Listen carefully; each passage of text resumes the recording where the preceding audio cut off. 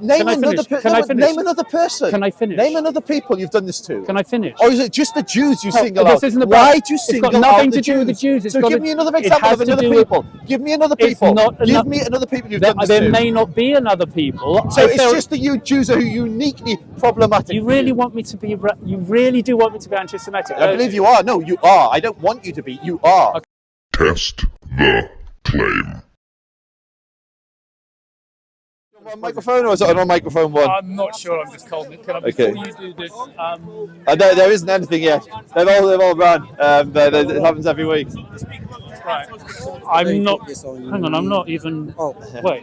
I was just trying to pass the conversation on. Okay, if you want to pass the I'm conversation. Israel. Hi. Okay, pass the conversation on. But now you're going to be recording the conversation that I was I'm trying to have. Israel. Unity. No, the quiet chat was going to be. Hi, no, hi. I was going to ask him if he would send me the recording of the last conversation we had. Israel, Chai, live. The people of Israel live. Why is your God plural? How are you doing? Sadiq. Sadiq. Why is my? I know him. Okay. But hello. I'm here to talk politics. Because my people are being threatened. I didn't walk in to do this. You do know that, okay? Okay, just ask a question. Okay. Well, no, the question I should ask off camera. We had a chat a couple of months ago. Yes. You said you'd send me the tape. Okay. Did you give me your email? I gave my email. Okay. I'm not accusing you of. No. I'm just it's possible that. Yeah, no, I haven't uploaded it. I remember the video. I've probably still got the footage somewhere. Okay, so if before this we can liaise and you don't mind sending me that. Great. Yes. And then this one is being Cyrus. Sorry, are you filming this? Yeah. Sweet. Okay. So we've got double tape. Good. Are we good? That way you're safe as well if I don't do anything with it. Okay. So how are you? I've seen you on TV a bit. On TV? You're getting around. GB News. You're big on GB News. You're trending. So, yes. Yeah. Unfortunately, when Jews trend, it's usually for bad reasons.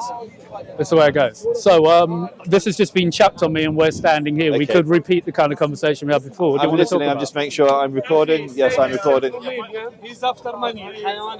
يا anti-Semitic شرموطة يا كلب يا خنزير يا خنزير. Sorry. Which one? What I'm guessing. They don't have anymore. So no one will protect you. We're closing your bank account.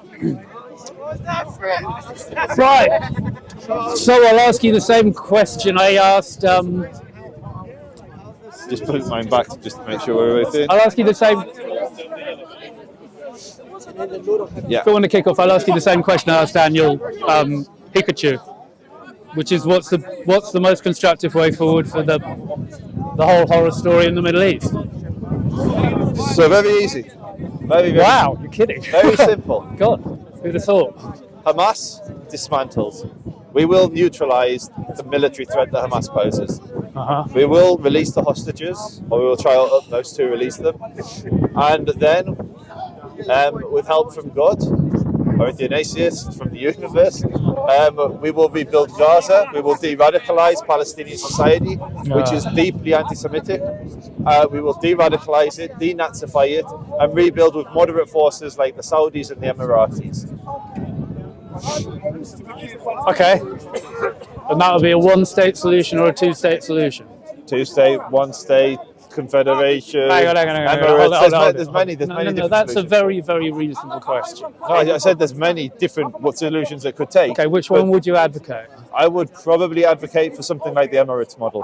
Which is a one-state or a two-state model? No, it's neither of those. It's the Emirates model. Okay, how does that work? So, like you know how the United Arab Emirates works? Nope. It's little emirates which cluster around different clans. So Palestinian society is based on clans, Hamulas. And if you're from Hebron, it's unlikely you would marry a family from Ramallah. Because it's a different community. There's not much intermixing between them.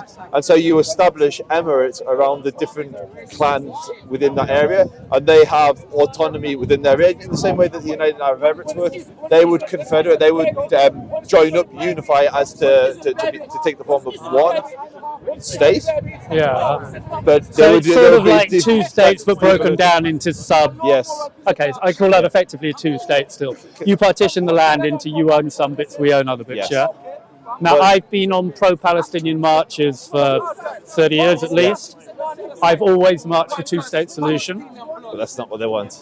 Okay, well, you're saying that. I'm saying I've always marched. I know we had this debate last time, and everyone told you that's not what they want. Well, when you say everyone, you and someone else. Polling. Okay. 34% of Palestinians want a two-state solution. Hang on, so it doesn't matter what you white colonizer in Europe want. Well, if your definition of everyone is 64%, so the then majority that's not my definition. The majority of Palestinians do not want a two-state solution. Joseph, I never said they did. Okay, sorry. Okay, what I'm saying is I have marched for 30 years on pro-Palestinian marches. It's always been with an eye to a two-state solution, and it was traditionally the case. That's where we were heading. Who's we? The people I was marching with. Who are they? What do you want? Individual names? Like left-wing white Europeans? Who cares what they want? It was my honest reading of the majority of people I was marching with. I'm saying, who cares what some white... You know all the protests, Palestinian Solidarity Campaign, they were set up by Trotskyists. They were set up by Trots. They were set up by socialists. What's that got to do with the Middle East? I don't care what some people on this street are marching for. What's that got to do with people living 3,000 miles away? It matters what the Palestinians want. Like you do, it matters what the Israelis want. But you sound like you do care what they're marching for because you're breaking down what percentage. I'm out of here. I'm leaving this country. This country's gone. I'm gone. Okay. Forget this country. Hey, can we try and hit a slightly more constructive tone on this one, please? Okay?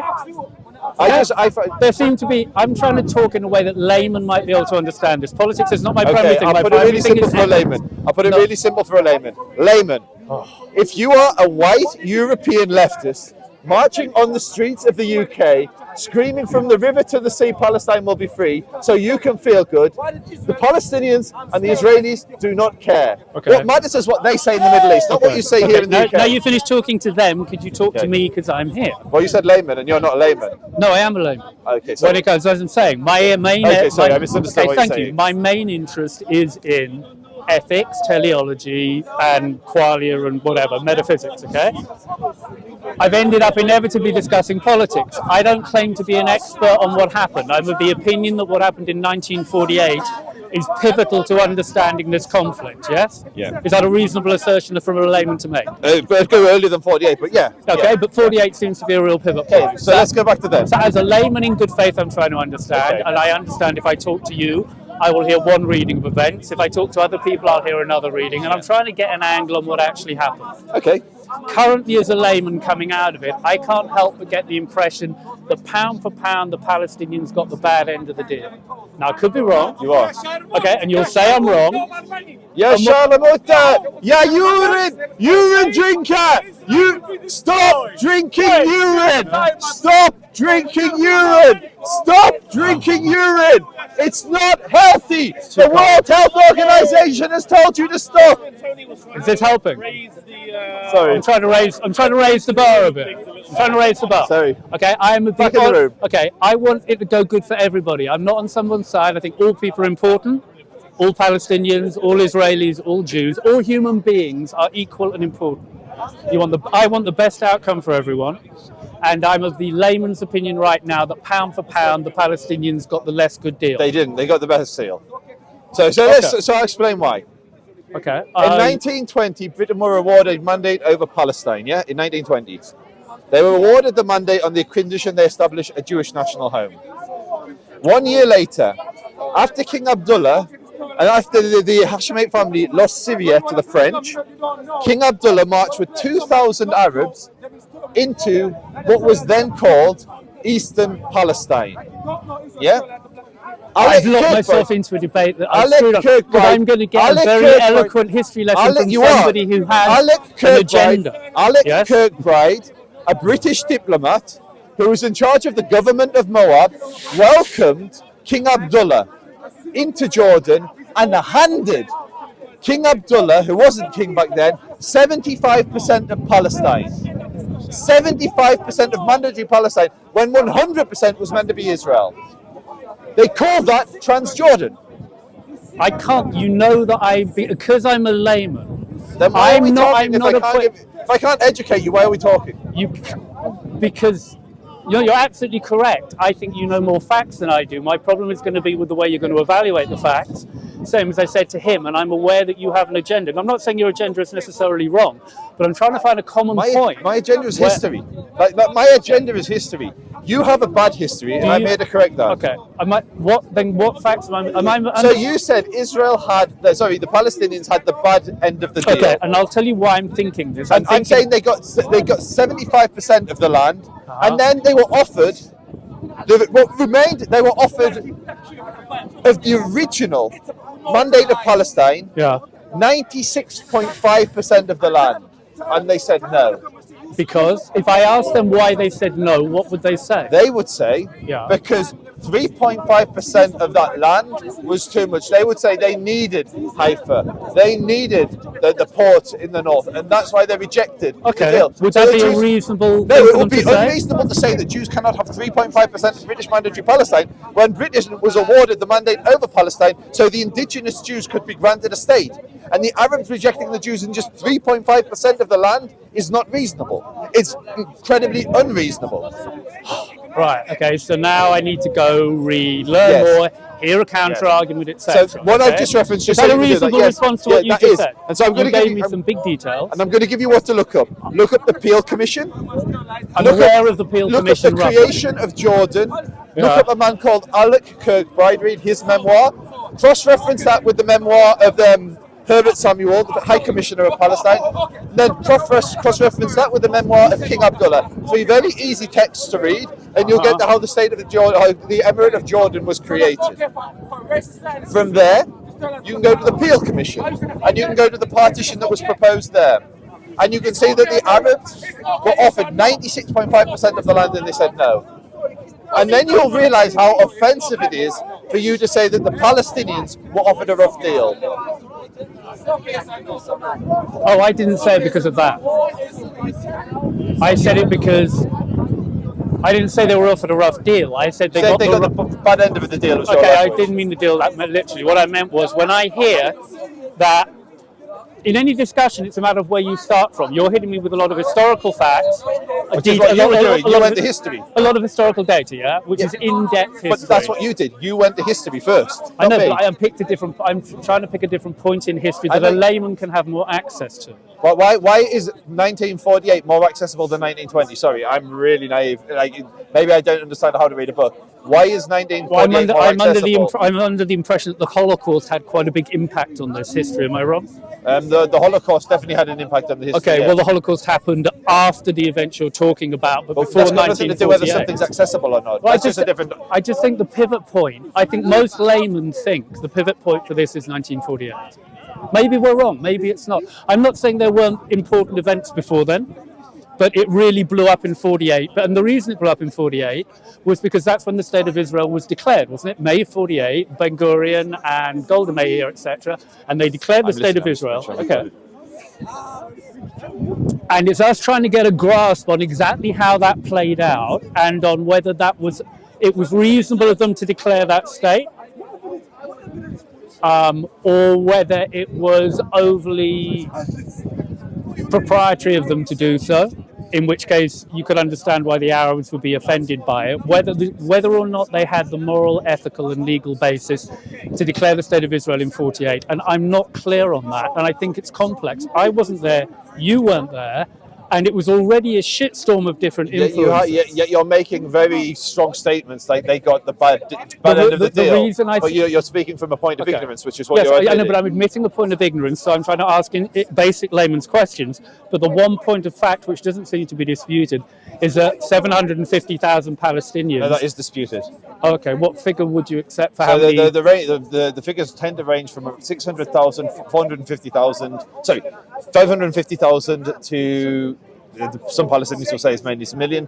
The United Nations Relief Work Agency, which was established, I think they said 700,000 was the number they put. Okay, great. Look, I use modal logic, so I don't have to know the literal fact. I'll take a figure. So let's take the best case figure. Best case figure, 500,000 were displaced, yeah? But that's what happens in war. Okay, fine, but we've now got a figure we can agree on. There was 850,000 Jews displaced. Okay, what I mean is I don't want to spend time worrying about... And every single Jew that was in the Palestinian... Joseph, let me finish. What I don't want to do is spend time arguing about facts we can look up forever. Was it 750,000 or 600? Let's pick the figure 500. Forget the figure. We disagree on what happened. Okay, we agree that a certain number of Palestinians were displaced. Yes, they fled a war, which is what happens in We agree war. that there's a range of numbers that might have been, and I'll go for the low figure, which you seem to agree. The lowest figure you mentioned was 500,000. Yeah. So let's take 500,000. Yeah. Now let's ethically explore what that landscape looks like in a landscape where, as we agree factually, a minimum of 500,000 Palestinians seem to have been displaced. That should flag most laymen's attention of going, when a hell of a lot of people, and 500,000 is a lot, suddenly relocate. That sounds like there's a strong ethical point to be considered. Where's any of your concern for the million Jews that were displaced? Okay, I'm now going to guess here on history. If the Jews you're talking about being displaced were from the Muslim lands, from Muslims' land, every single Jew that was living under the area that Jordan conquered in Judea and Samaria, and Egypt conquered in Gaza, every single Jew was ethnically cleansed. Jerusalem had a majority Jewish population since in 1844. Caesar Famine, who went on to be the French consul. Sorry, we're in 1844 now. For a reason. Okay. Everything I'm saying is for a reason. I know. I'm trying to keep up because you know more facts. Okay, so but I still want to have a proper. Jerusalem had a Jewish majority. 100 years later, when Jordan conquered the old city, they ethnically cleansed every single Jew. In contrast, when Jordan, I'm not in favour of that. Listen. I'm trying to make a point. You said I wasn't in favour. I'm not saying you're in favour of that. I'm saying this is what happened. I'm saying Jordan conquered the West Bank. They drove out the Jews and they made a law that banned Jews from citizenship. In contrast, Chaim Weizmann and other Israeli or Zionist leaders made statements like, in the Jewish state, not one right will be granted to the Jew, denied to the Arab that's granted to the Jew. So when Israel was founded, 20% of its population, or 17.5% of its population, were Arabs.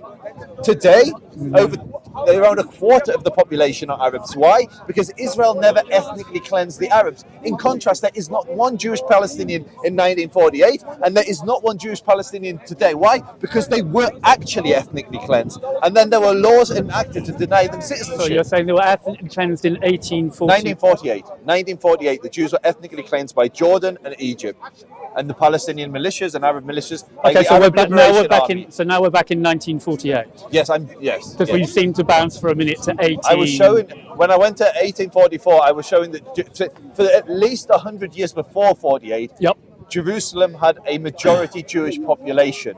When Jordan conquered the old city of Jerusalem, they ethnically cleansed the Jews. Actually ethnically cleansed. Not fantasy ethnically cleansed like you're claiming. Okay, so can I bounce back on your... I think your accusation at the beginning was, why aren't I concerned with the ethnic cleansing of Jews? Answer is, I'm against ethnic cleansing of anybody. So when have you that includes Jews. When have you ever mentioned the Jewish ethnic cleansing? Can I finish? I haven't. I am now. We're addressing... This is me addressing... Because you've never heard of it before now, No, I have heard it mentioned. Okay. Then why are you saying that the Arabs got the ethnically cleansed? Just because there may have been ethnic cleansing in 1844, it doesn't mean 1948. Not 1848. Okay, now we're in 1948. No Jews were ethnically cleansed in 1844. Okay, sorry, just so it's clear. Okay, can we forget? Fine. Okay, so I can lay down simple principles which will tell you where I'm at. I'm against ethnic cleansing, full fucking stop. Is that easy? Most people are. Good. So it's not ethnic cleansing of Jews in particular or ethnic cleansing. I'm against ethnic cleansing. So if you have an example in history where ethnic cleansing occurred, you can be assured I'm against it. 1948, pretty much every Jewish community in the Arab world. Right, okay. Now you're raising one in 1948. I could be wrong, but I've got a feeling that the ethnic cleansing that you're referring to happened after the declaration of the State of Israel. Is that true or not? By and large, yes. But the massacres that predated the ethnic cleansing didn't. So the guy who sits in front of me in synagogue is from Yemen. And he watched someone burying an axe into his father's head. Which is obviously... in Yemen before... Okay, all I'm putting to you is there's chains of cause and effect and a question of who throws the first punch. What I'm always trying to work out in a fight is who threw the first punch. Yeah, the Arabs. Nabi Musa riots in 1920. Of course you will say that, and I don't know that you're wrong, but I've got a feel, my instinct is at the moment that May 48 State of Israel gets declared, and that the ethnic 30 years before then, they were massacring Jews. Now we're back, which I'm against, because I'm not up for massacring anybody. The Palestinians, the Arabs, who weren't Palestinian back then, were massacring Jews. Watch out, maybe we've got cameras here, sorry.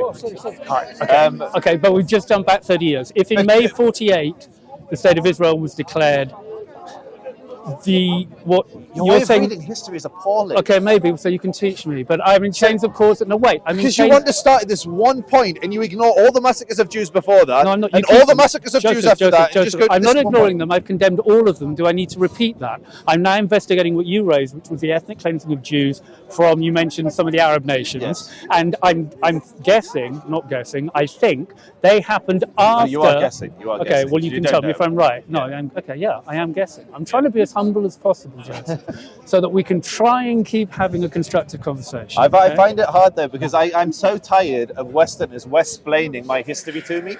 I'm so tired of Westerners West-splaining with their colonial mindset what's right for the Middle hang East. on. Don't label me as some bloody colonial, all right? I'm You simply. are. Oh, all right. Now you do want to label me as colonial. You just started by saying, when we marched on the street, we were all calling for a two-state solution. This is what we started the No, I'm not conversation saying with. that. I'm That's not what saying you that. literally said to. Okay, that's that was not the start of the conversation. That's not what I'm saying. I'm not speaking for we all. I'm saying when I marched on pro-Palestinian marches, which I've done for. Dude, hi. Hello. Hi, nice to see you. Let's chat. You're going to go off to dinner? Okay. Yeah, I've been watching your stuff, and I think you. I think you speak with a good heart about stuff, and good luck. Let's chat. Okay. I want to know who threw the first punch. I look at chains of cause and effect.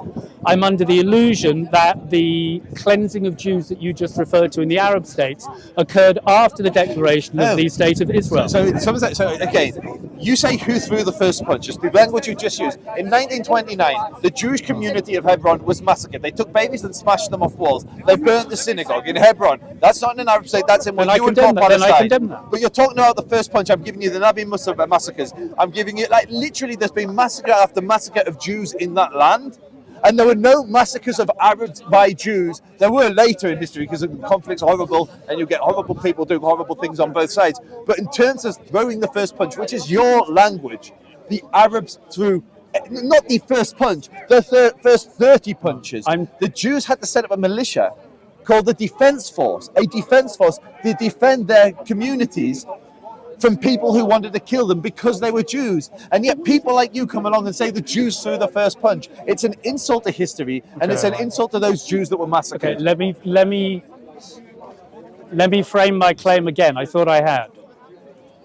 I'm focusing on 48. I'm not, if all of this, I don't know whether what you just said is true or not. I'm not assuming you're lying.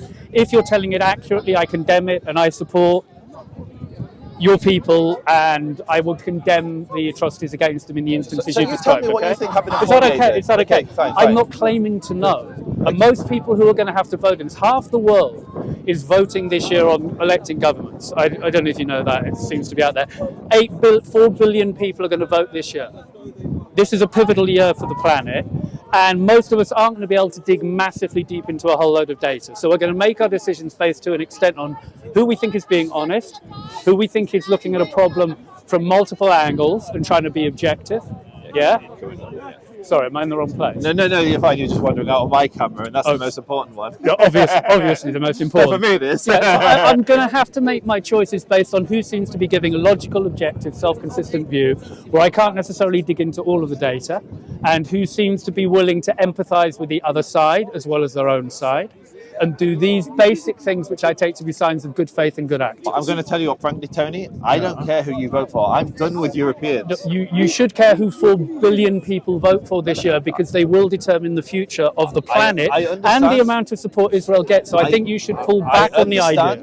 You may not care about my individual vote, but 4 billion people you should care about. I completely understand. Okay. Now what we want to do, let me talk for a minute. What we want to do is try and persuade those 4 billion people to make as constructive a vote as possible, which will be to the benefit of everybody involved, Jewish and Palestinian and everybody, and not polarize it. In fact, I'm going to take the camera for a second. Here's something I think a layman can understand. I'm a film buff, right? I go on IMDb. You know IMDb? Yes. Okay, on IMDb, you can look at the voting for the films. So on any given film, you can rate it from 1 to 10, and if you click on it, you can see 6,000 people voted, and then you can see how they voted on a bar chart from 1 to 10, yeah? So if you look at Oppenheimer, you end up with a curve where a couple of people give it a 10, and then most people give it a 6, 7, 8, etc. And you end up with a curve that looks like this. Does that make sense to you? Yeah. Okay. Or you look at Barbie, you get the same thing, right? Now, There's a documentary called Israelism. Do you know it? I think it's called Israelism. It's made by some Israelis, and it's about them being in the IDF and then thinking that maybe they got kind of brainwashed by their culture, etc., etc. I haven't seen it. I don't know if it's good or bad. But if you look at the bar chart on that, 50% of the people give it a 1, 50% of the people give it a 10. It is exactly polarized like that, which means nobody is seeing it accurately because everything has become completely polarized. Or 50% of them are seeing it accurately and 50% of them are wrong. Yeah, we may have one of those miraculous situations where for the first time in history, one group of people got it completely right and the other group got it completely wrong. But my experience of reality and looking at every other film is when you've got a curve like that, in Nazi Germany, you've got a more reasonable view of reality. In Nazi Germany, around half of the population voted for the Nazi Party. Yeah. So let's say you have that same polarization in Nazi Germany. We're half of the country on the wrong side of history. Were they wrong? Yes. You don't have to think about that. Nazism was wrong. Okay. I'm not saying clearly Nazism was wrong, and I wouldn't disagree with that, but you're conflating two positions. I'm saying that when you're looking at reality accurately, you should normally have a more nuanced view. When you get a world where people are absolutely polarized, as increasingly they are, not just in Israel, Palestine, but across the board, left, right, the whole bloody thing. Okay, the world is becoming too polarized into two groups of people who think their side is completely right and the other side is completely wrong, and you've got to find a middle ground discussion. So let them fight. I don't care. This is what I'm telling you, Tony. You need to care. You tell me I need to care. If you don't care, my people, I have the blood of survivors running through my veins. The Nazis rose up to slaughter us. They're gone. We're still here. The Assyrians, the Egyptians, the Greeks, or the Crusaders, the Inquisition, all of these empires rose up to slaughter us. Yeah. And they're gone. 2 minutes. Can, my friend, let me finish, and then I'll come back to you. I'm going to come. Let me through to Tony. I'm happy to talk to you afterwards. So all of these nations have risen up to slaughter us. Yeah.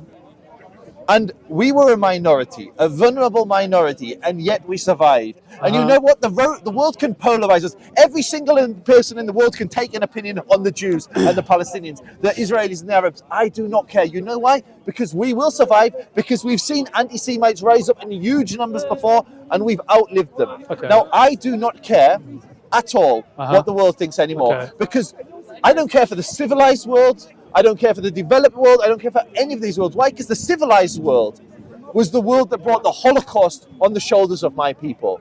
The civilized world, German, the height of philosophy, the height of intellectual Europe, massacred my people.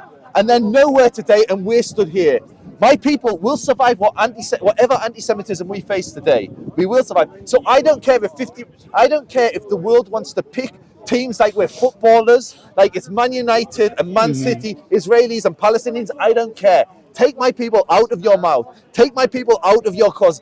It's a disgrace that if you're on the right now, you support Israel. If you're on the left, you support Palestinian. Why? Because it's just tribalism. It's got nothing to do with morality. It's got nothing to do with what is ethically right. You want to start history in 1948 because you've been conditioned to start history in 1948. When can I respond? You've not been exposed to my people's history. When can I respond? When I finish talking. How long do you want to just share it a bit? You're talking to me now like I'm all the ills of the world. I didn't say a lot of this stuff. I'm on your side to some extent. I don't think you are on my side, Tony. As I said, I am on the side of... Sorry, I was going to say, every country, there's so many, Arab countries, but there's not even one Jewish country. Why did it take so long to have a country? Because we have been denied... Can I hang on? Sorry, it's a separate conversation. We'll have that conversation afterwards. Do you mind if I bounce back on what he said? Because he just hit me with quite a long thing here. Okay, right. I understand the Jewish people have historically been persecuted unfairly. And still are today. And still are today in some quarters. No, not in some quarters, in all quarters. No, not everybody is anti-Jewish. Not everybody is anti-Semitic. It's not true. I don't consider myself anti-Semitic. I know you don't, but I've spoken to you enough to have a difference of opinion on that. Okay, you think I'm anti-Semitic? Yes, I do, Tony. Okay, wow. That's why I'm speaking to you like this, yes. I believe all people are equal. By definition, I can't discriminate on a group of people based on the accident of their DNA. That's insane. It's ethically insane to believe we've ever that. had is attacking my people, Tony. No, I'm trying to find a constructive You've path. told me you don't like the word anti-Semitism. You find it unhelpful. Yes. You've told me that you believe No. I've said I find the word. Oh, we'll go deeper than this. I said I find the word Jewish. Can you just watch out for that comment? Okay. Sorry, I've thank actually. you. We did a thing about 5 years ago where I said I think the term Jewish can be counterproductive to constructive conversation, and there's very specific semiotic reasons for that. Got nothing to do with being anti-Israeli or anti-Semitic. I can assure you. You find the existence of my people problematic. No, I don't. Found the word Jewish problematic. I find that label. Let's not go there because that's a very deep and nuanced conversation. Do you have an issue with anyone else's identity? Do you go around telling black people you don't like their identity? Do you go around telling Chinese people you're going to drag me down them? a rabbit hole I don't want to go down? But this is why Tony. You're calling me anti-Semitic. Yes. This is a very big claim. Okay. Yes. I come here as a universalist who thinks all human beings have equal souls and equal worth, regardless of their genes or their tribe or whatever. So you could never be anti-Semitic. You're right, Tony. You've got me. You are on a higher level. You are immune from anti-Semitism because you are a universalist. Hang on. I aspire to universalism. I aspire to the idea that all people are equal, and any form of anything which have basically. You told anyone else they don't exist? Or just the Jews? Can I finish? It's this simple. You can judge people on their choices. You shouldn't judge them for things which are not their choices. As a universalist, would you agree with that assertion? As a universalist, would you agree with that assertion that it is fair to judge people on their choices, but it is unfair to judge them on things that aren't their choices? I think that's an ethically sound principle. Can we not agree on that? We could have a whole argument. No, it's not a big argument because that's fatalism and whether somebody has a choice. No, it's not fatalism. It's a simple assertion about if I get born white. You can't take a pop at me for it. That's my tribe. I didn't choose it. But how I choose to live my life, the political decisions I make, the religion I choose, those I can be criticised on. Yes, this is fair. That's fine. So as a universalist, we agree on that. As a universalist, have you ever denied anyone else's? Have you ever called anyone else's existence problematic, or just the Jewish people? I don't think the Jewish people are problematic. But the Jews, as they identify as Jews, is problematic. I think the use of semiotics of that particular word, in ways I can explain, I think can hinder an accurate conversation. So in the same way. For the benefit of you being able to talk about us, we should change the way we've defined ourselves for thousands of years. Yet you are I'm not saying any of that. I'm totally talking semiotics for the same reason that the word love, I think can be problematic because we use one word love in English, whereas if you go name another person. Can I finish? Name another people you've done this to. Can I finish? Or is it just the Jews you single out? Why do you single out the Jews? It's got nothing to do with the Jews. So give me another example of another people. Give me another people. Give me another people you've done this to. There may not be another people. So it's just the you Jews who are uniquely problematic. You really want me to be? You really do want me to be anti-Semitic? I believe you are. No, you are. I don't want you to be. You are. Okay, I am anti-Semitic. Okay, look, people know me here. I'm against racism, full stop. Anti-Semitism is a form of racism, therefore I'm against it. It's that simple. You can believe it or not believe it. I think everything I've ever said, ethically or otherwise, is consistent with that.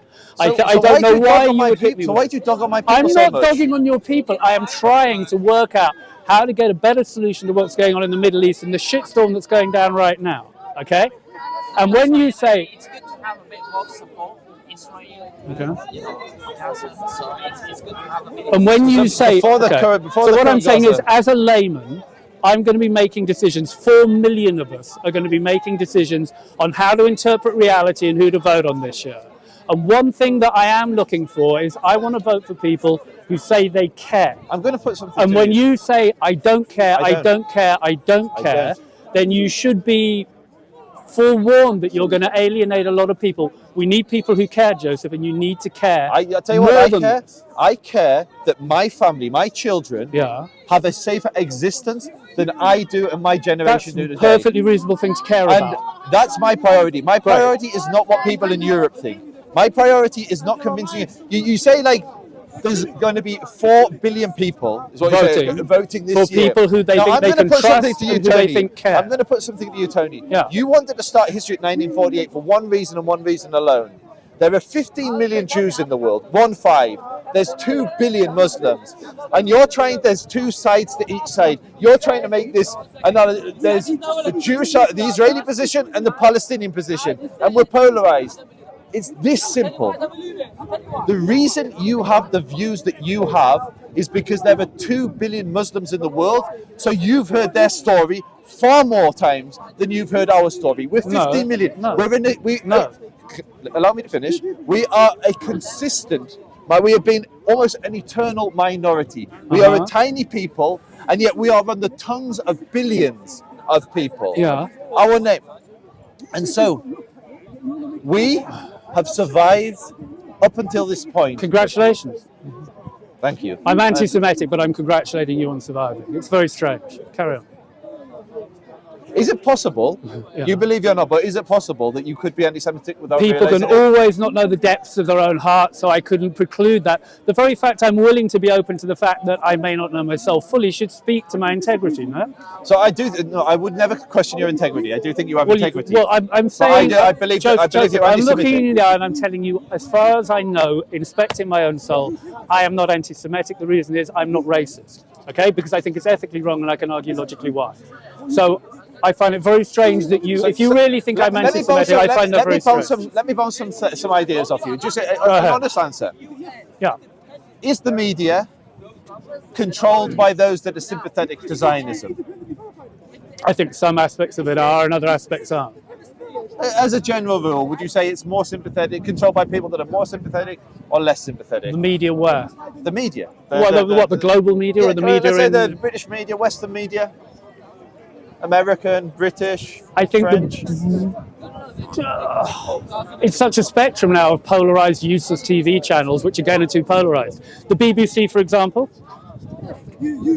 I think the BBC may be about right, and you'll hate that. And I'll tell you why I quite like the BBC.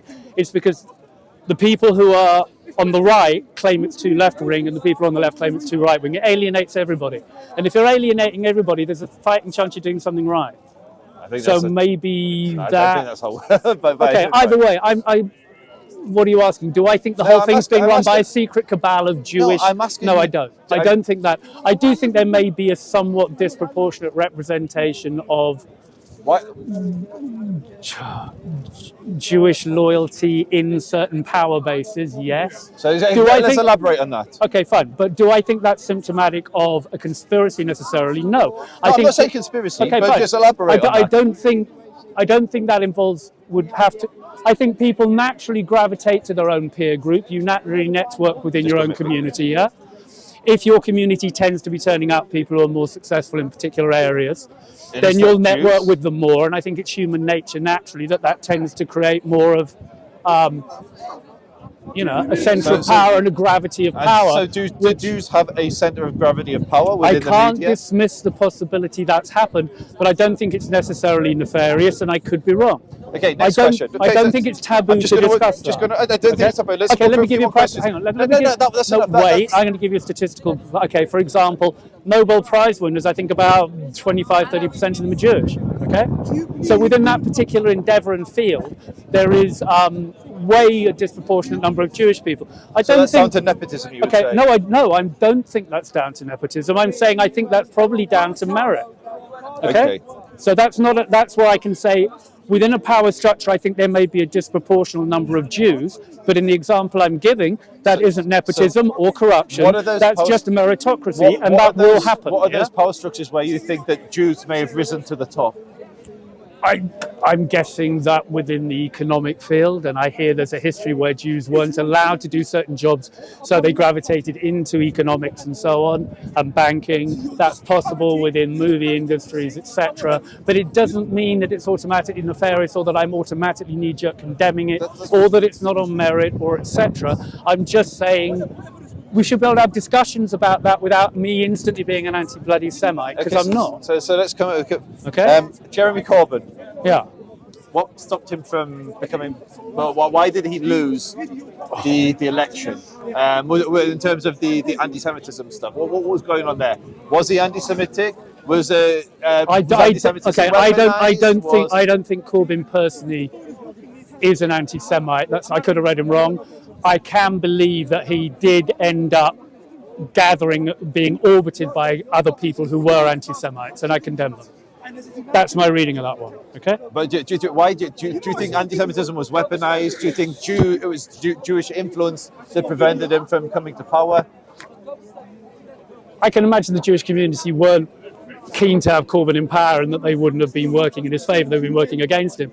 But I don't think it was a huge manipulation. I think Corbyn was inept anyway, okay? I think Corbyn, unfortunately, he had many merits, but he wasn't pragmatic enough. He was too idealistic, not pragmatic enough. I don't think the guy was anti-Semitic because I don't think he was racist. Same reason I'm not. I think racism is wrong. But I do think he may have attracted some anti-Semitic components, and I condemn them.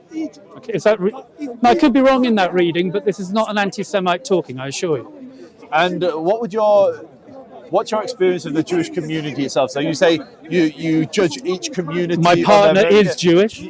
Pardon? My partner is Your Jewish. Partner, okay. Okay. Okay, that does change some of what I'm saying. Well, actually, strangely, it shouldn't do because the integrity of my ideas has got nothing to do with tribalism. I would say what you've been saying up until this point with Jewish power within media, power within banking, I would say that is borderline anti-Semitism. I would say it might be the noises an anti-Semite might make, you're correct. But it's possible to make those noises and not be an anti-Semite.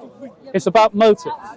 Now, I'm just looking objectively at the lay of the land, and if I notice that you've got a massively disproportionate number of Jews winning the Nobel Prize, my motive for saying that isn't anti-Semitism, it's just to notice a statistical anomaly, and I can believe it's based on merit, okay? Yeah. Now, there will be other people who are anti-Semites who will point out the same thing. So it's always, because I'm about ethics, Joseph, it's always about motive. What's my motive? And my motive is, honestly, I'd like to see less people killed in the bloody Middle East. I'd like to see a two-state solution. I'd like to see you guys living in some kind of peace. And I think it's overly polarizing more and more into just a black and white inability to have a dialogue. Do you accept that you've probably been polarized yourself? It's possible. Show me count me the ways. It's perfectly possible. But I think it's going pretty damn bad. And I think they're both, I think Netanyahu is playing into Hamas's hands and Hamas is playing into Netanyahu's hands in the worst possible ways for both sides. And I think the death count in Palestine at the moment is appalling. I think, truthfully, what is the death count? If it is at about the 30,000 level or whatever it is. What percentage of those are Hamas fighters? I don't know, do you? Yes. Okay, and? So Israel's counting is 12,000 Hamas fighters have been killed. Okay, let's assume, I'm not saying I buy the integrity of that statistic. I find it more reliable than the Hamas Ministry of Health, which is the one you're going to quote. To be honest, I'm just being straight. I'm no fan of Hamas and I'm no fan of Netanyahu, okay? But there's no equivalency between the two. Okay, well, I'm just giving you my evaluation. I understand. There are two groups of people leading these. You've got 18 million people who are born into this problem. 9 million Israelis, 9 million Palestinians, give or take, who have inherited a problem which I'm taking to start kind of in 1948, simply because that's when the State of Israel was declared. It seems an historical pivot point we can all understand. That's why I picked 48. Now, all of the people there tragically have been born and inherited this situation, right? I don't think Netanyahu is doing his people any favour. I think he's way too extreme. Wait, how's he extreme? He's extreme in that at the moment he seems to be bombing But first and foremost, as a unity government. The amount of collateral damage which is being inflicted on the people of Palestine right now, I take to be appalling. So let's explore that. Okay. Yeah. Let's explore that. Let's unpack that. Okay. I'm going to show how you potentially may have some holes in. Well, if I do, I'm happy to be educated. So the United, how many people live in Gaza? 2 million, I hear 2 million. 2 million. 2 million. So the United Nations, who I don't rate at all,